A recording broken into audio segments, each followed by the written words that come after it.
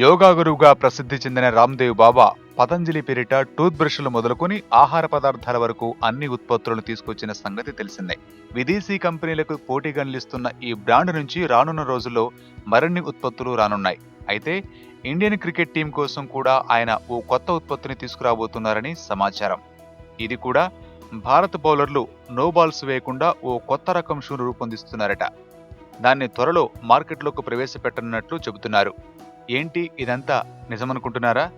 ఇదంతా నిజం కానప్పటికీ ట్విట్టర్లో మాత్రం దీనికి సంబంధించిన ఓ ఫన్నీ చిత్రం విపరీతంగా షేర్ అవుతోంది. అసలు విషయం ఏంటంటే, ఇటీవల ఇంగ్లాండ్తో నాగ్పూర్ వేదికగా జరిగిన రెండో టీ20 మ్యాచ్లో భారత bowler Amit Mishra England batsmen Ben Stokes wicket తీశాడు. అయితే థర్డ్ అంపైర్ దాన్ని నోబాల్గా ప్రకటించారు. దీంతో అవకాశాన్ని వినియోగించుకున్న స్టోక్స్ మరో బ్యాట్స్మెన్ జో రూట్తో కలిసి 52 పరుగుల భాగస్వామ్యాన్ని నెలకొల్పాడు.